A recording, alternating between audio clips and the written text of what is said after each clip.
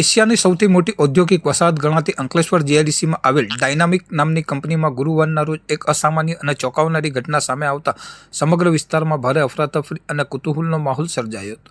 અહીં કાર્યરત ડાયનામિક કંપનીમાંથી અચાનક જ મોટી માત્રામાં ઘેરા જાંબલી રંગના ધુમાડાના ગોટે ગોટા આકાશમાં નીકળવા માંડ્યા હતા, જેના કારણે જોતજોતામાં આસપાસના સમગ્ર વાતાવરણમાં જાંબલી રંગનું એક ઘટ આવરણ છવાઈ ગયું હતું. આ વિચિત્ર અને રંગીન ધુમાડાને જોઈ ફેક્ટરીના કામદારો તેમજ આજુબાજુની કંપનીના કર્મચારીઓમાં એક તબક્કે ભારે ચિંતા અને ભયનો માહોલ વ્યાપી ગયો હતો. ઘટના અંગે મળતી પ્રાથમિક વિગતો મુજબ આ ફેક્ટરી મુખ્યત્વે ફૂડ ખાદ્ય રંગો બનાવવાનું કામ કરે છે, જેમાં ગુરુવારે પ્લાન્ટના ડ્રાયર વિભાગમાં અચાનક કોઈ ટેકનિકલ ખામીના કારણે ફ્લેશ ફાયર એટલે કે એકાએક આગ ભભૂકી ઉઠી હતી. આ આકસ્મિક આગના કારણે પ્રોસેસમાં રહેલ રંગીન જથ્થો બળી જતા તેમાંથી ભારે માત્રામાં જાંબલી ધુમાડો હવામાં ઉત્સર્જિત થઈને બહાર નીકળવા લાગ્યો હતો.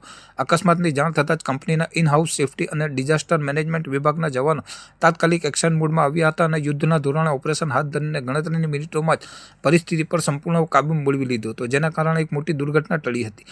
રાહતની વાત એ રહી હતી કે આ સમગ્ર ઘટનામાં કોઈ પણ પ્રકારની જાનહાનિ થવા પામી નથી કે કોઈ શ્રમિકને ઈજા કે ગુંગળામણની અસર થઈ નથી. જોકે જીઆઈડીસી જેવા સંવેદનશીલ કેમિકલ ઝોનમાં આ પ્રકારે કલરફુલ ધુમાડો નીકળવાની ઘટના ટોક ઓફ ધ ટાઉન બની હતી. બીજી તરફ આ ઔદ્યોગિક ઘટનાની ગંભીરતાને ધ્યાને રાખીને director of industrial safety and health વિભાગના ઉચ્ચ અધિકારીઓનો કાફલો તપાસ અર્થે કંપની ખાતે દોડી ગયો હતો. સેફ્ટી વિભાગના અધિકારીઓએ પ્લાન્ટની મુલાકાત લઈ ઘટનાના તમામ ટેકનિકલ પાસાઓની ઝીણવટભરી તપાસ શરૂ કરી છે, તેમજ કંપની દ્વારા ઓપરેશન દરમિયાન સલામતીના પૂરતા ધોરણો SOPનું પાલન કરવામાં આવતું હતું કે નહીં તેની પણ કાયદેસરની ચકાસણી હાથ ધરી છે.